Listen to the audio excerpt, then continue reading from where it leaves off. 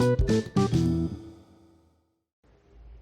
Namaste, Sat Shri Akal. This is Apraja Singh. Welcome to Apravyakti, and I'm back from my digital break with another podcast. So, in this podcast, I'll be talking about why you should read. आपको आखिर क्यों पढ़ना चाहिए या पढ़ना आपके लिए क्यों ज़रूरी है. इसमें I'm not talking about reading as in reading the academic books and all that. But reading as in general, reading हमारे लिए क्यों इम्पॉर्टेंट है, क्यों इनिशियली हम कहते हैं या बच्चों को भी कहा जाता है कि न्यूज़पेपर पढ़ो, न्यूज़पेपर पढ़ने की आदत डालो. Why you should start it at the early age and why you should continue with it. I think पढ़ना क्यों चाहिए से बड़ा पॉइंट ये हो जाएगा कि क्यों पढ़ते रहना चाहिए. तो जिस तरीके से इंसान को कुछ नया करते रहना है अपनी ज़िंदगी में, उसके लिए उसे सीखते रहना चाहिए, उसी तरीके से इंसान को पढ़ते रहना चाहिए. क्योंकि सुनने के बाद पढ़ने से ही तो हमारी बेसिकली रीडिंग की स्टार्टिंग हुई थी. जहाँ से हमने अनाराम ये सब पढ़ना सीखे थे, वहीं से तो अल्टीमेटली हमारी सीखने की शुरुआत हुई थी. So obviously reading is one of the biggest activity that keeps you updated and keeps you active.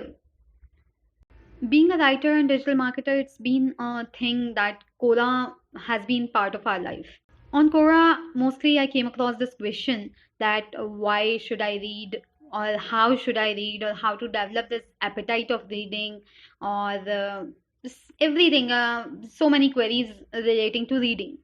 And to conclude with all those things and so many questions about the vocabulary and everything, I came to this thing कि let's discuss on this. So मेरे हिसाब से I have divided this entire concept of reading in the 7 pointers to make it more concise.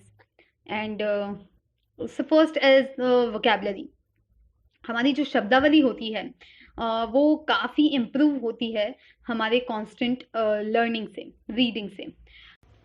क्योंकि रोज़मर्रा की जो language होती है हमारी, जो कन्वर्जेशंस होते हैं हमारे, उसमें कहीं से कुछ नए टॉपिक्स या कहीं से कोई नई चीज़ें इस तरीके से निकल के नहीं आ रही होती हैं कि आपकी वोकैबुलरी में कुछ नए वर्ड्स ऐड हो. नो डाउट अगर आप नए लोगों से मिलते हैं कॉन्स्टेंटली, आपका कुछ जॉब या कुछ वर्क प्रोफाइल ऐसा है जिसमें कि आप नए लोगों से इंटरेक्ट करते हैं, तो उस ड्यूरेशन में ज़रूर आपकी वोकैबुलरी में परिवर्तन आता है. बट वो परिवर्तन केवल एक पर्टिकुलर नटशेल के आसपास ही घूमता रहेगा, सच दैट कि आपके कन्वर्जेशन में, आपकी बातचीत में किन लोगों से हो रही है, किस स्तर के लोगों से हो रही है, और उसके अनुसार आपकी वोकैबुलरी में परिवर्तन आएगा.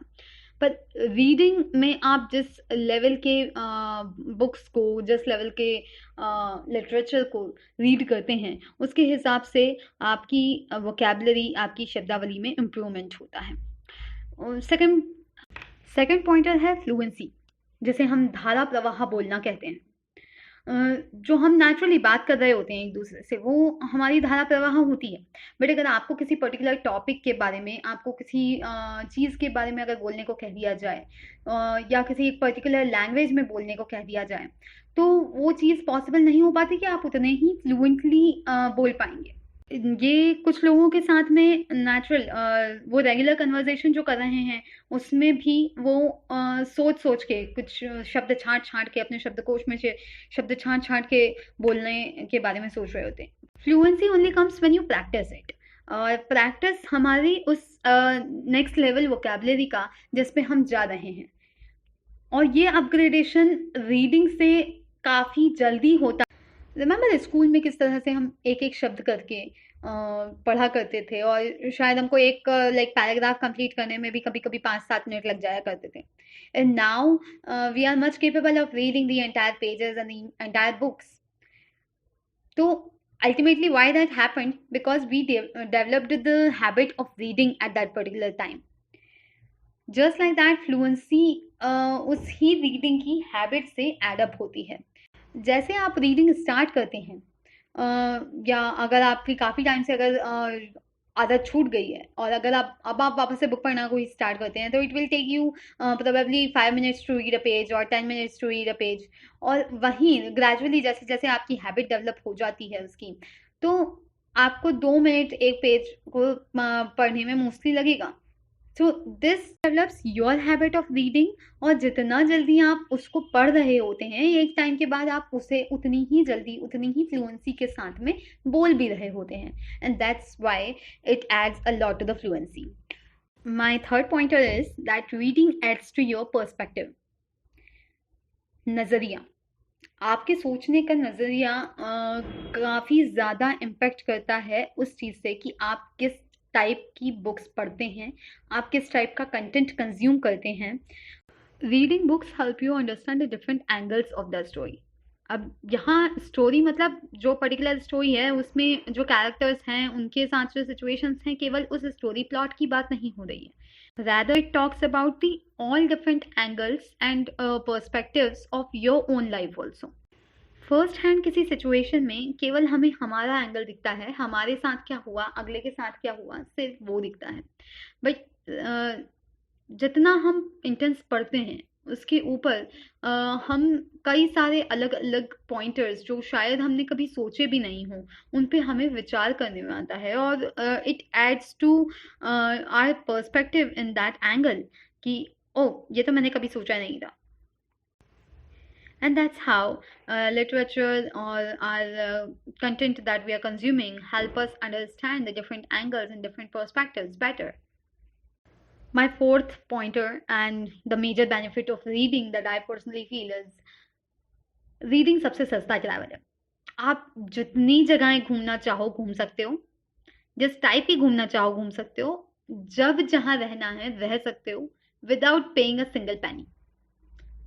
हो सकता है बुक्स वगैरह में जो आपको खर्चा हुआ वो होगा, other than that it is the सबसे सस्ता travel.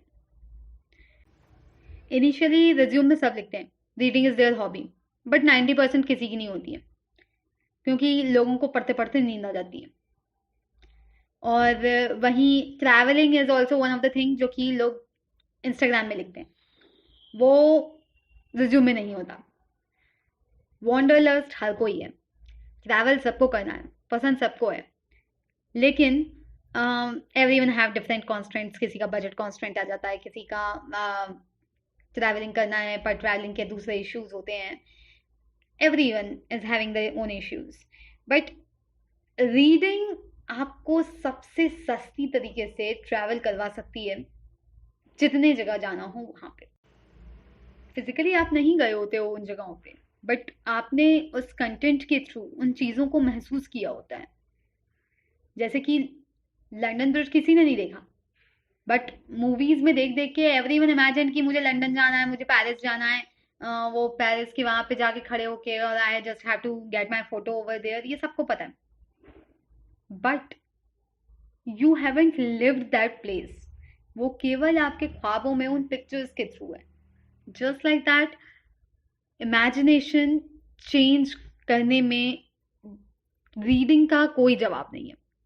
You can read a lot of stuff, you can imagine things happening right in front of you, you can feel the emotions of that character, you can feel a lot of things, and you can live the moments like you never did.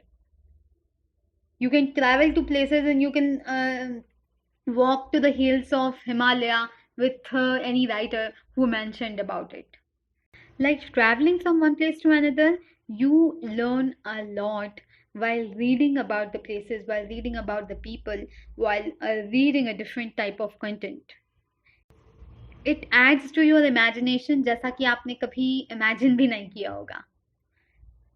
So once you start reading and you gradually start diving into the content, you will understand that what a magic writing and reading can do to you.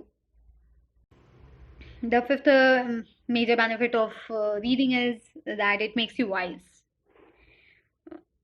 It makes you mature emotionally, mentally, and spiritually. And unlike the other people, you have a lot to talk about.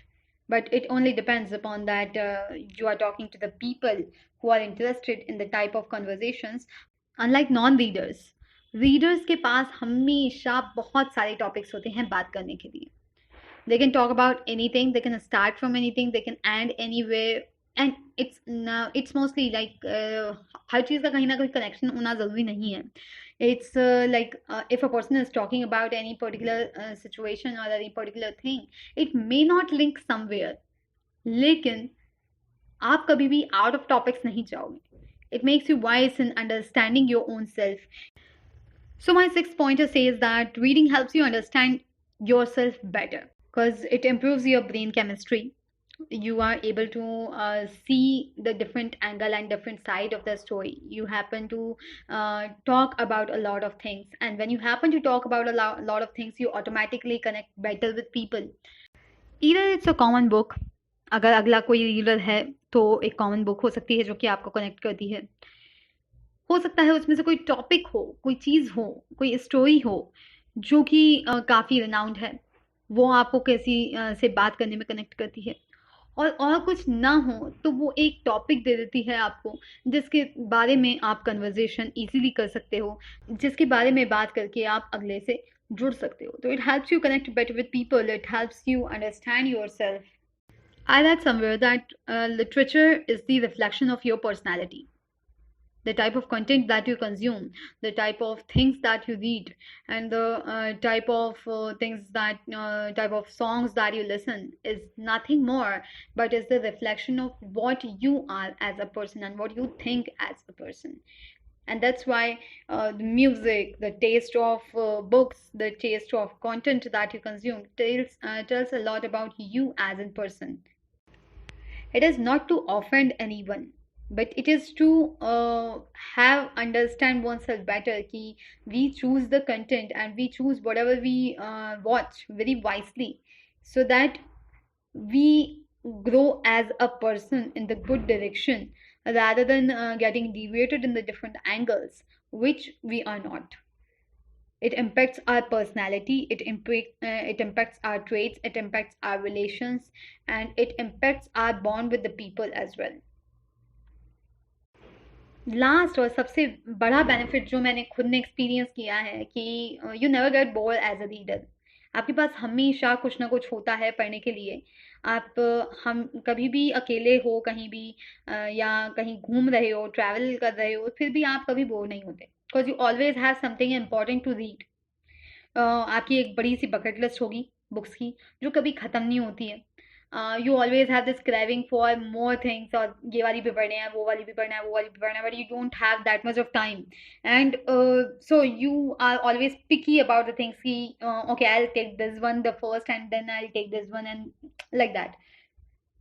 So you never get bored and you never feel like there's an emptiness in that because आपका schedule में जहाँ आपको time मिला आपको पता है कि आपको पढ़ना है. I've been asked quite multiple times कि भाई how you do your vocabulary, तुम कैसे लिख लेती हो, तुम कैसे पढ़ लेती हो. So all my credit I gave to the reading and the habit of reading that gradually developed because my friends and family and people and all that.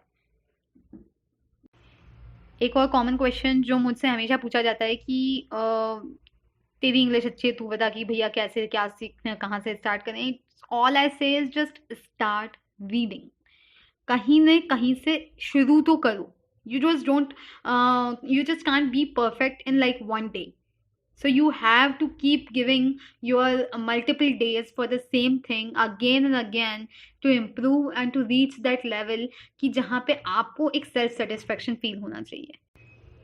बात यहाँ पे ग्रामर की या नेक्स्ट लेवल अच्छे उच्च कोटि के वर्ड्स की, ऐसी वोकेबलरी की नहीं हो रही है. बात सिर्फ ये हो रही है कि आप कहीं ना कहीं से शुरू करो और बाकी उसको कंटिन्यू रखो. कहीं ना कहीं तक आप पहुँच ही जाओ.